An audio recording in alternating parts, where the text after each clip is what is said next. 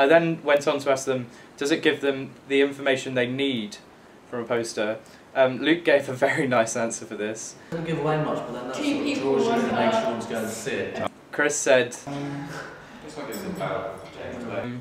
which I got the idea for that from the This Is England poster that said by a Shane Meadows film underneath, or by Shane Meadows, something similar to that. Low budget films rely quite heavily on director's skill and storyline, so I think it is that's the people that should get the credit on the poster, whereas a Hollywood film like the Thelma and Louise one that I researched had some famous people in it, and so I think that would be more of a selling point. So I just think Chris was trying to be a little bit funny, I think, but on the whole they got the right idea, and then they all watched the film.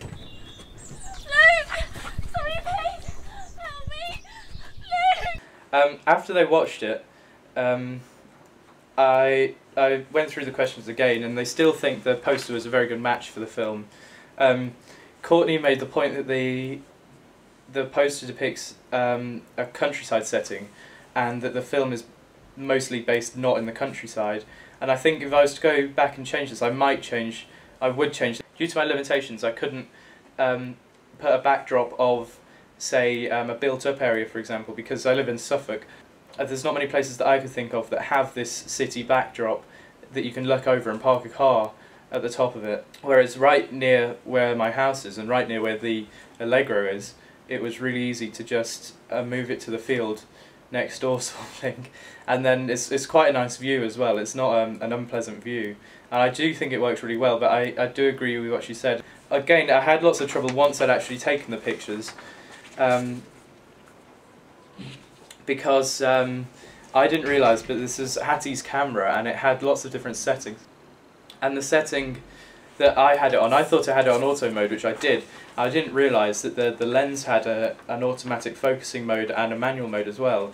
So when I took the cameras back to edit them in Photoshop, they were all blurry, and I had to really work quite hard to make them, to get the contrast right. But I'm very pleased with the result, and I think even though the contrast might not be quite clear or quite right, I think it looks as if it's supposed to be like that. I then gave them the article I wrote, supposedly in the style of Empire magazine, and I asked them the question, would you think it's a believable article? They mostly agreed that I'd got the same sort of style. It wasn't, Chris says... Yeah, it's not too subversive. It's basically saying what is wrong with it. What's wrong and what's right. So I tried to not be too biased and make it too evaluative. I made it so as if I were watching the film as an outsider. I tried to write it like that anyway, and I do think it comes across, and I think it's written quite well, although English isn't or hasn't always been my strong point. I asked them about the layout and the design, and everyone said it looked pretty much identical. They compared it to an actual Empire review that I had when the focus group were there. Most of them, they couldn't tell the difference, and I was very pleased with this. Doing A-level graphic design, I think, really helped here. I've got a very good knowledge of the software to use. The bit I would change about the review is the little bit in the corner that says "in cinemas," and I didn't really think about it at the time, and I just scanned that image in. It then looked identical to the actual review, but thinking about it, my film isn't actually in the cinema, so I would have changed this. One of my friends who also does media, they'd put student film special at the top of their thing, and I think if I was to have more time, I would change it to that instead of in cinemas, because it doesn't really, it's not in cinemas. Overall, I feel my ancillary tasks have worked extremely well with the main film. I think if you were to see either ancillary tasks, they are unmistakably about my film, and I think the focus group proved this, that after seeing the poster they would instantly recognise it as belonging to that film, and I think they work well in this respect. And Luke even said if he was to see the poster as an outsider, he would who would want to go and see the film, even though the poster's very minimal, but as my research showed, this is what it needed to be to meet the genre of the film.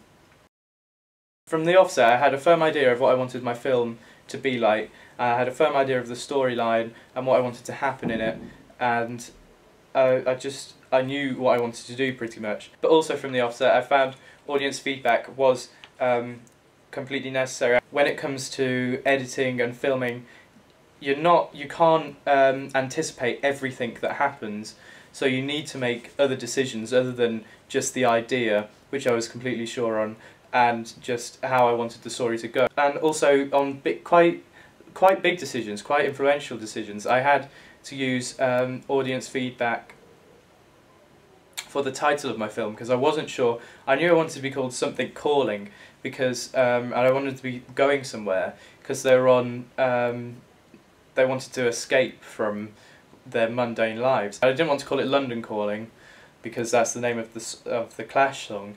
So I sent out a questionnaire with different city names, and the one that came back was Paris Calling. And I think this is because it's the most well known, and the people I asked then thought, well, people would understand it mostly if you used Paris as opposed to any other town. Throughout the filming and editing and the whole process of making my film and my ancillary tasks, I've just asked the people around me, the peer group around me in my media class, whether they think this is going right and is this good. It could be from like simple things to font colours to much more difficult things.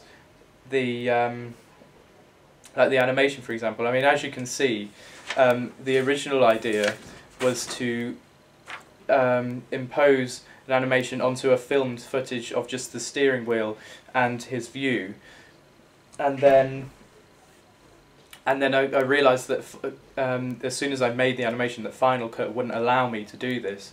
So I did some audience feedback, and they advised me just to go back to the drawing board, literally, and just draw the surround, and then make the whole animation with the surround as well. And then of course I learnt a great deal from the focus group that I had, that I used to that I've already mentioned. I chose 6 people who were interested in films. I did this by asking them questions about the sort of films they like, the last film they went to see, and these are some of the answers they gave. Films like Bridget Jones's Diary. Films like Trainspotting. I asked them a series of questions. I asked them about my film and about the ancillary tasks.